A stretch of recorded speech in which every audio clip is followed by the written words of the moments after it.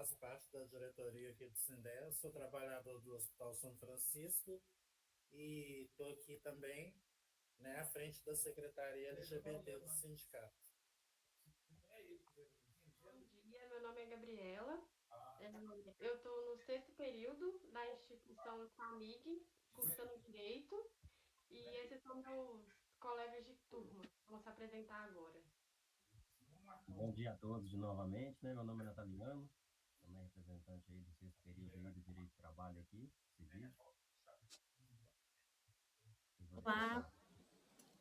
olá, bom dia novamente. Meu nome é Maria e a gente entrou em contato, né, com vocês para estarem fazendo esse trabalho acadêmico e desde já a gente queria muito agradecer pela disponibilidade. Tranquilo. Então, vamos iniciar. É, Esse é um trabalho do professor Bernardo Vassalli, que é professor de Direito do Trabalho. E a gente veio aqui hoje com o intuito de fazer uma entrevista para esclarecer alguns pontos e fazer algumas perguntas em relação a algumas das dificuldades que tem em negociações coletivas nessa área da saúde, certo? Então, gostaríamos de começar com a primeira pergunta, que são: quais são as principais preocupações e desafios que os profissionais da saúde estão enfrentando atualmente e como o sindicato está trabalhando para abordá-los? Bom dia, meu nome é Zé Maria, sou presidente do sindicato. Aí os meninos convidou aqui para participar com vocês aqui. Bom Muito dia, seja obrigada. bem-vindo. A gente melhor, né? Bom Aí, dia. respondendo a pergunta de vocês aí, um dos principais desafios que a gente está enfrentando aqui hoje, com a categoria de saúde, é adoecimento, a sobrecarga do trabalho e falta de material para os trabalhadores desenvolver a profissão deles adequadamente. Uhum. E o que a gente, o sindicato, está trabalhando para estar fazendo abordar essa questão disso, a gente chama reuniões com as empresas e quando a gente não consegue resolver, a gente faz denúncia no Ministério do Trabalho. E essas denúncias estão tendo voltas positivas ou tá com dificuldade? Como que está sendo em relação às denúncias? Algumas delas têm resultado positivo, algumas não. Algumas a gente, muitas vezes, chega o caso até de precisar de entrar com ações na justiça. E aí as ações demoram anos para a gente saber o resultado final dela. Uhum. Com certeza. É bem custoso, né, para vocês.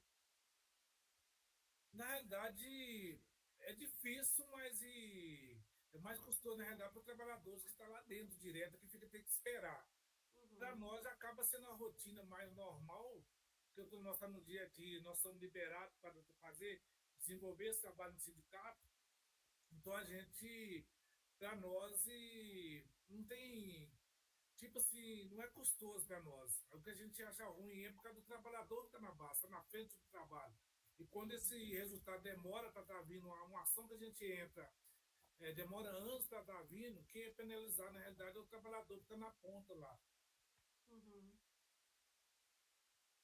A próxima pergunta é: quais são as principais conquistas recentes do sindicato em termos de negociação salarial, condições de trabalho ou benefícios para os profissionais da saúde? Aqui, os benefícios que a gente conseguiu, eu vou começar até no ano passado. No ano passado a gente conseguiu fechar a convenção coletiva nossa no meio do ano.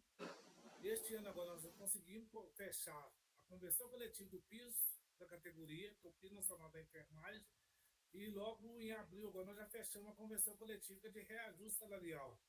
Então, para nós e para os trabalhadores é muito importante, porque quando a gente consegue fechar a convenção coletiva, que já na realidade, já é o índice nacional do preço ao consumidor, que é a perda que o trabalhador teve, nós todos tivemos durante o ano inteiro.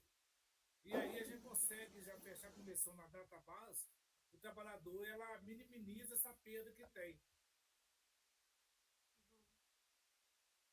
E acontece todo início de ano ou em datas específicas? Tem data específica, a nossa data base é 1º de abril. Aí, só que nunca que a gente consegue, muitas vezes, fechar essa convenção né, no mês de abril.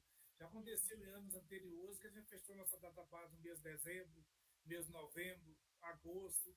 mas no ano passado nós conseguimos já puxar o prazo, e este ano agora nós conseguimos fechar justamente no mês de abril. Chegou no dia 30, a convenção já estava fechada. Sim. A próxima pergunta é: de que forma o sindicato está promovendo a segurança e o bem-estar dos trabalhadores da saúde, especialmente em ambientes de alta pressão e riscos ocupacionais? Uma das coisas que a gente cobra sobre questão de segurança são os equipamentos, que as empresas fornecem equipamento. Mesmo o sindicato sabendo que, com todos os equipamentos que utiliza, jamais vai minimizar esse risco. Porque como os riscos são riscos biológicos, acaba que ele não é minimizado 100%. E não é 100% que os equipamentos protegem. Mas aí a gente é a mesma coisa. Quando a gente não consegue isso, algumas empresas que a gente recebe denúncias que falta isso, a gente chama reunião com as empresas. Chama as reuniões diretas, e quando não tem êxito com essa reunião direta, a gente chama reunião no Ministério do Trabalho.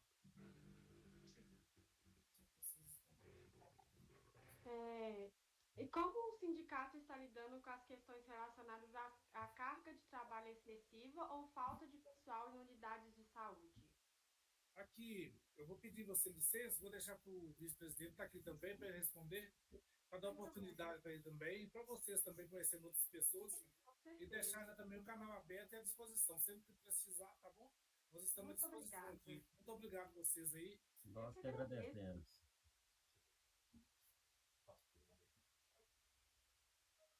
Olá, bom dia. Bom dia. Por gentileza, Bom dia. repassa a pergunta, por favor. Como o sindicato está lidando com questões relacionadas a cargas de trabalho excessivas ou falta de pessoal em unidades de saúde? O Sindesc ele trabalha da seguinte forma: a gente trabalha disponibilizando canais de informações do trabalhador, porque hoje o Sindesc representa 35 mil trabalhadores da saúde. Entre eles, a gente sabe que a enfermagem é quase 50% desses trabalhadores, né? Então, a gente pede os trabalhadores para entrar em contato com o sindicato para a gente poder fazer esse levantamento. E as empresas que estão cumprindo com todas aquelas regras de trabalhadores, a gente chama reunião com a empresa e provoca esse debate, e se não resolver, a gente chama o Ministério do Trabalho ou também a juizações para poder resolver esses problemas. E quando vocês chamam assim para poder conversar, tem tido uma resposta boa ou tem tido muito ajustamento em relação a essa área? A rotatividade dos trabalhadores na saúde, não só de técnico, enfermagem, mas também de todas as áreas, ela é muito rotativa, né? A gente, às vezes, em setores, por exemplo, de higienização, vou só exemplificar para vocês aqui.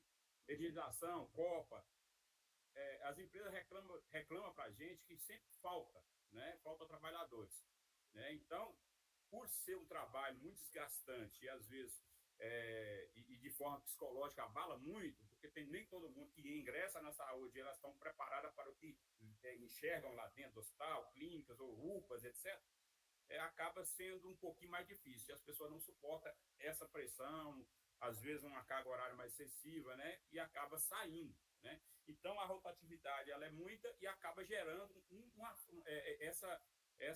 esse desfalque.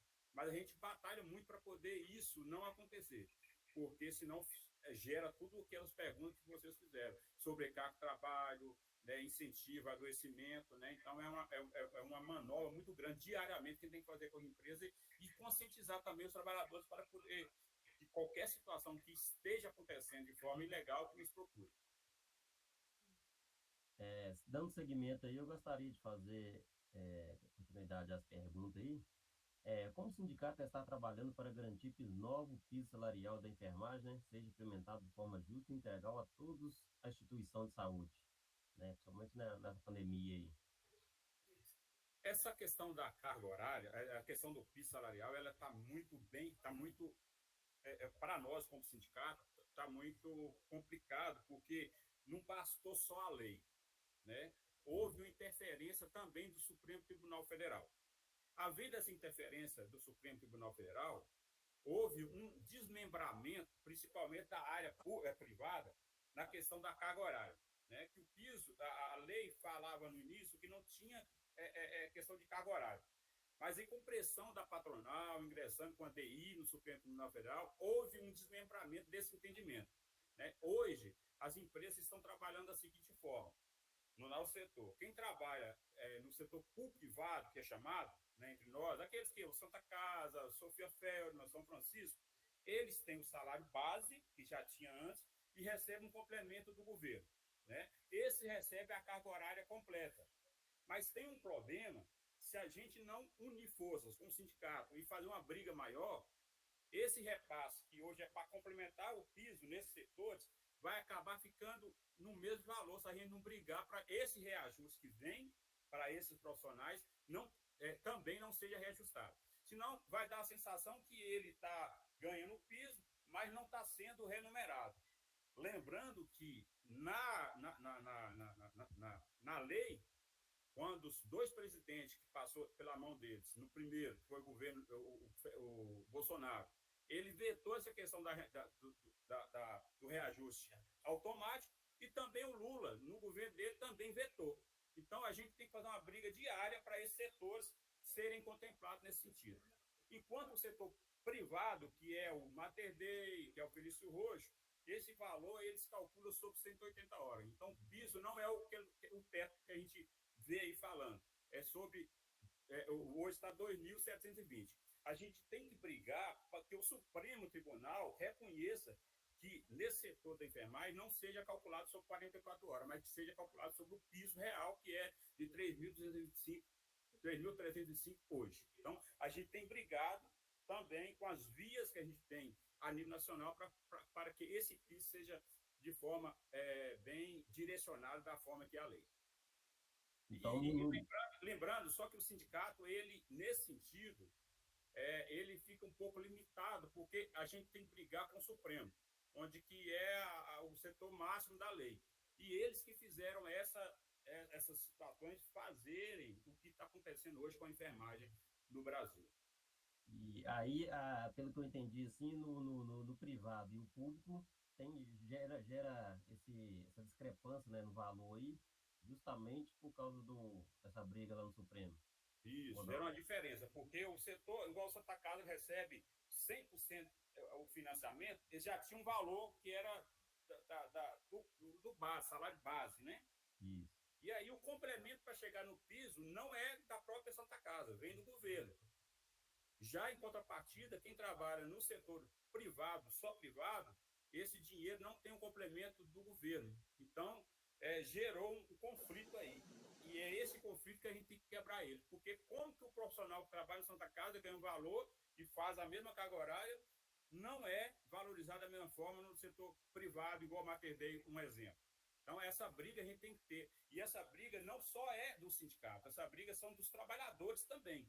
Essa questão tem que ser unidos para que a gente quebrar essa barreira e fazer esse entendimento chegar, de fato, no tão sonhado sonho da enfermagem, que era receber um salário justo. Entendi.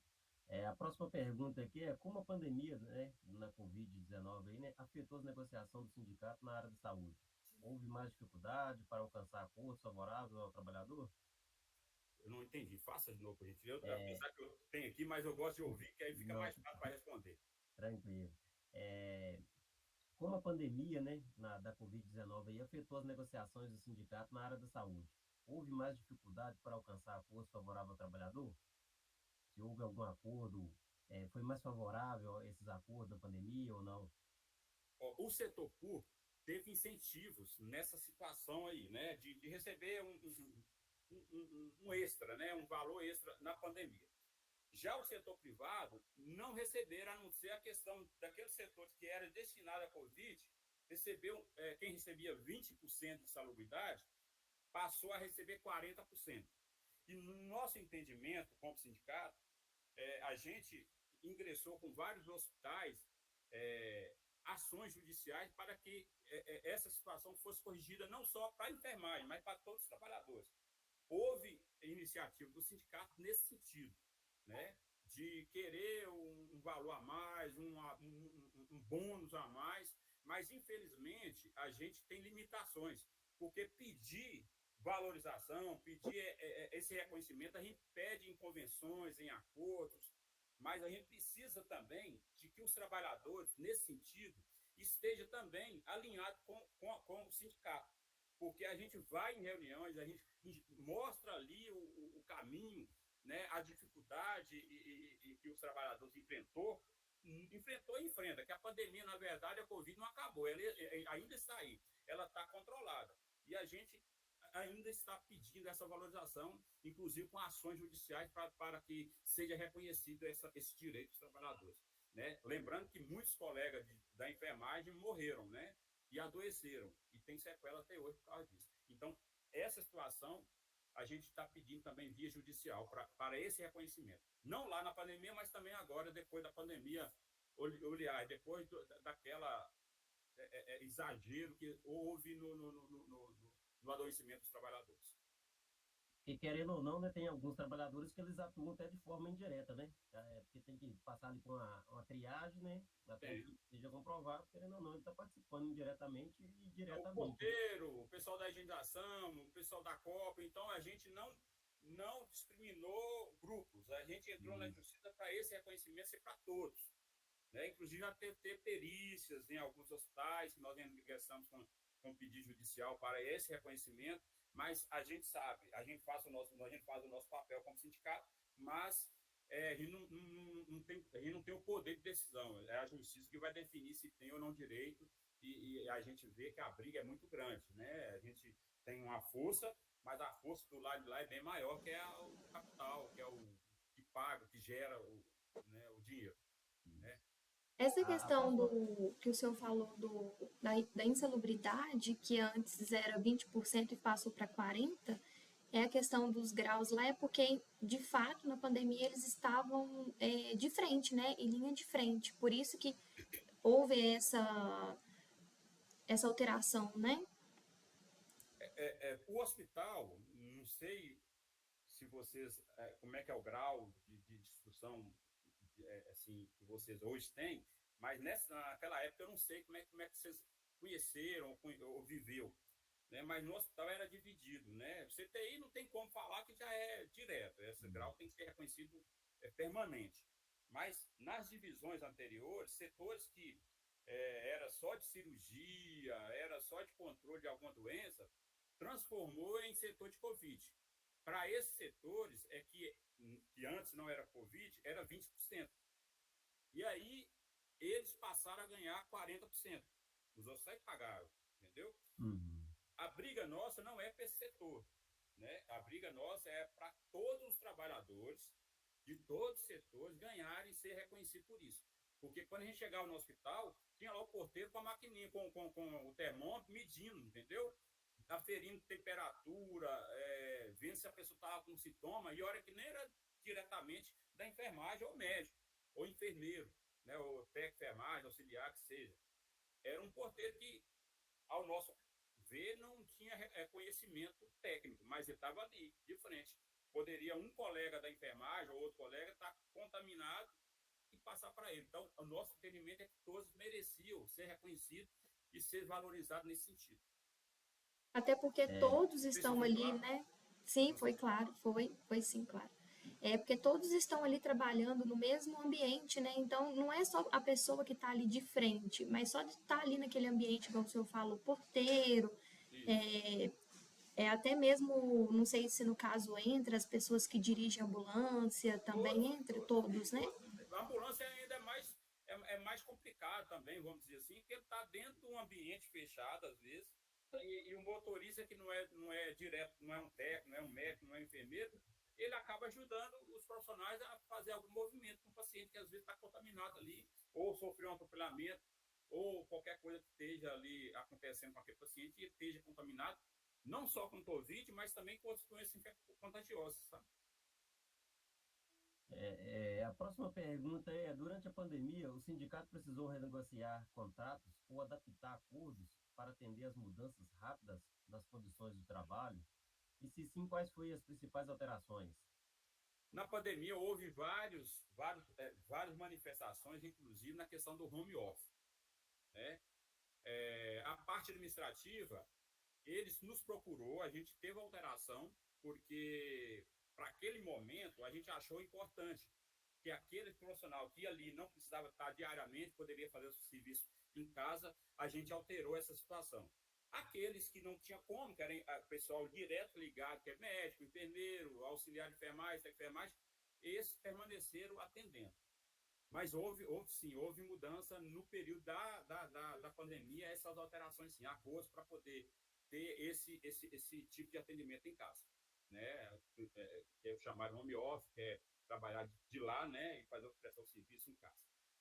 Até mesmo na recepção, né, a gente via muito que aquela parte ali que foi, né, teve aqueles vidros ali, né, mais isolado para não ter Teve, contato isso aí direto, né? teve sim. Essa aí foi uma mudança até não só direto com o pedido nosso, mas a própria vigilância sanitária, os órgãos competentes, fez com que isso fosse implantado. Não só em hospital, como a gente é usuário do supermercado também, houve também esses bloqueios, né, imediato de contato de saliva, né, gotículas, serem implantados na recepção, né, e no próprio refeitório, onde é que todo mundo almoçava, jantava, tomava seu café, isso também teve essa mudança nos hospitais para poder individualizar esses espaços. Teve sim. Uma dúvida, assim, quanto à durabilidade do vírus, se ele tem um tempo que permanece, igual você citou no caso da ambulância aí, que às vezes não dá tempo de ser higienizado a cada paciente, né? Se ele tem um tempo do vírus de duração. Você está fazendo a pergunta ou está confirmando? Não, só fazendo uma pergunta, um esclarecimento. Não, o tempo de duração ele é permanente desde que não seja feita a higienização correta. Ele permanece no local. Mas o vírus da Covid, ele era muito, parece que era um Covid muito fácil de se combater, desde que tomasse a sua medida correta, né? Limpeza de mãos, usar máscara, passar produtos ali para fazer a higienização. Só que a gente sabe que muito que se fazia não era 100% eficaz, né? É por isso que houve aquele gama de infecção ou aumento de infecção na população por causa desses detalhes. Mas dizer que tem uma durabilidade, se não fizer essa desinfecção rápida, ele vai permanecer aí 24, 26 horas, né? Porque ele é danado. Entendi. A próxima pergunta aqui. Só uma pergunta antes. Essas alterações que você falou em questão de home office, essas outras foram difíceis de entrar ou conseguiu rapidamente?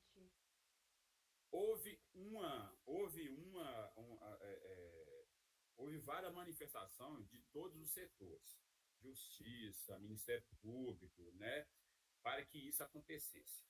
Então, facilitou essa questão nesse período do home office. Não foi difícil implementar, né? O difícil foi depois, como leis trabalhistas, como a gente às vezes a gente preza para que o trabalhador, quando vai para o setor, vai para casa, ele não tem toda aquela ferramenta que dentro do local de trabalho tinha. A gente teve que pressionar para que o trabalhador que fizesse esse tipo de trabalho não gerasse custo pessoal, que a empresa cumprisse todas as suas questão financeira para que o trabalhador não fosse lesado nesse sentido. Depois a gente teve outra briga para normalizar essa questão, que depois do controle da pandemia, da Covid, já não fazia mais sentido certos trabalhadores ficarem em casa, né? Que o nosso atendimento, talvez, em algumas situações, até gerava adoecimento psicológico, porque uma coisa é você ter aquela deslocamento, aquela rotina, e depois você ficar em casa, não é a mesma coisa.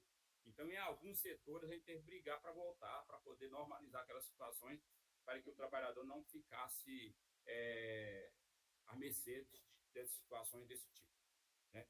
Eu vou dar oportunidade para outro diretor responder, né? Já que isso é bom que a gente faz um dinamismo aqui, né? Eu vou pedir o outro colega aqui, o Olimar, para ele continuar essa entrevista, até para vocês conhecerem também como é que é a dinâmica nossa e ouvir também de outra parte da direção. E no mais, a gente agradece a oportunidade de estar podendo responder. Esperamos que a gente esteja sendo claro e objetivo nessa entrevista. Obrigado. Então, nós que agradecemos.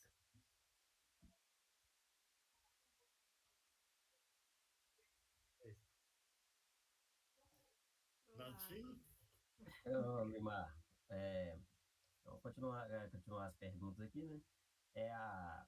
Os profissionais da saúde sentem que seus diretores, seus direitos e garantias foram conduzidos ou aumentados após a reforma trabalhista? Em que aspecto é mais perceptível, né? As garantias e seus direitos aí, se eles foram aumentados após a reforma trabalhista? Então, depois da reforma trabalhista, alguns direitos foram retirados dos trabalhadores, né? E alguns hospitais cortou imediatamente, tipo adicional noturno estendido, hora extra 100%. Mas aí nós aqui no sindicato fizemos um trabalho junto com os trabalhadores, por exemplo. E aí em alguns hospitais a gente conseguiu manter esses direitos, né, que foram tirados através dos acordos coletivos que a gente faz, que são os acordos coletivos individual com cada hospital. Aí, nesse caso, assim, um exemplo, o São Francisco manteve, né, o adicional noturno estendido, a hora extra 100%. No Felício Roxo, na época, os trabalhadores em si se organizaram internamente para não ter essa retirada de direito. Aí nós tivemos que ir para lá e dar suporte para eles. Teve a questão da Santa Casa também, né, que teve essa diminuição. E aí a gente foi se organizando junto com os trabalhadores, né, e alguns hospitais foi mantido através dos acordos coletivos. Entendido. A próxima pergunta aqui quais áreas específicas de direito trabalhista, né? Por exemplo, estabilidade no emprego, ou remuneração, benefícios, foram mais afetadas para a reforma trabalhista, segundo a percepção dos trabalhadores da saúde? Eu não entendi. É, é, Qual área, assim, do setor dos direitos trabalhistas, assim, que estabilidade, remuneração ou benefício que foram mais afetados pela reforma trabalhista, segundo a percepção dos trabalhadores na saúde?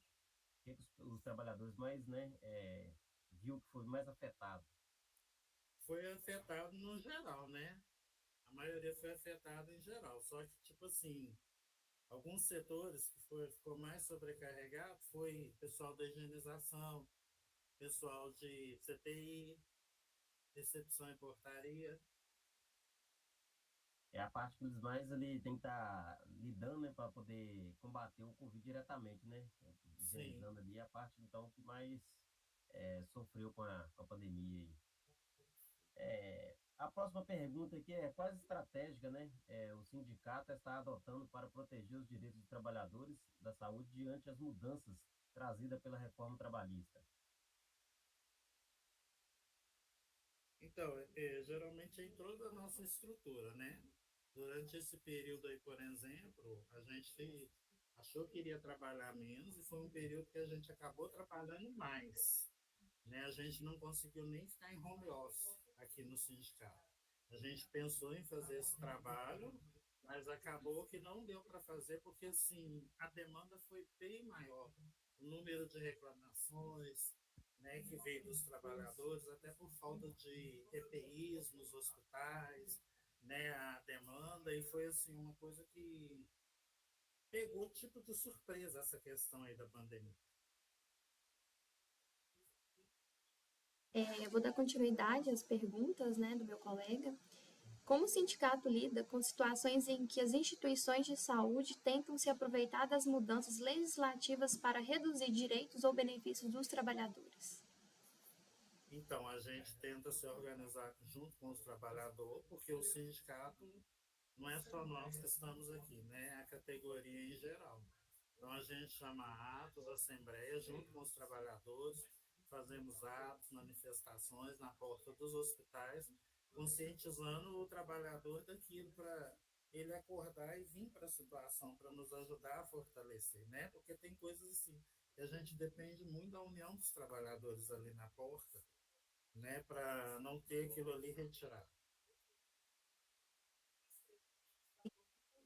A próxima pergunta é: como o sindicato negociou para garantir condições de trabalho seguras, né, durante a pandemia?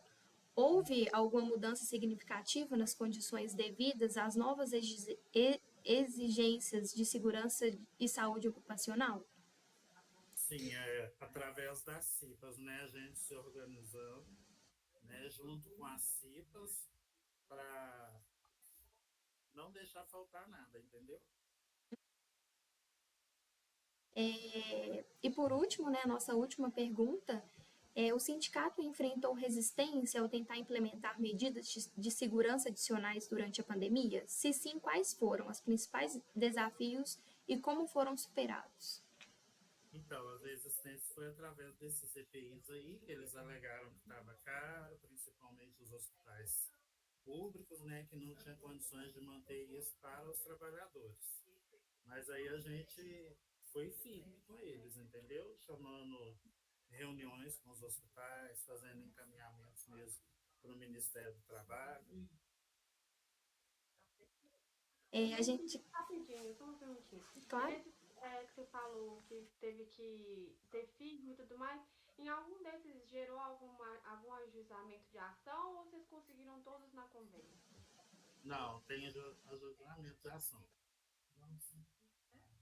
E tem coisas assim que o nosso jurídico ainda está estudando, né? No caso do período lá da Covid, não foram todos os hospitais que pagaram 40% do pessoal que estava ali na linha de frente. entendi. E alguns hospitais, por exemplo, a gente tem setores que nem recebem salubridade. Né? E querendo ou não, todos aqueles trabalhadores ali que estavam dentro do hospital, eles estavam na linha de frente. A gente queria agradecer pela disponibilidade, né, por vocês terem nos atendido. Sim, precisando, a gente está aqui às ordens. A gente agradece e não dispensa. Tá, joia. Obrigada, viu? Bom dia. Bom dia. Obrigado, bom dia. Bom dia.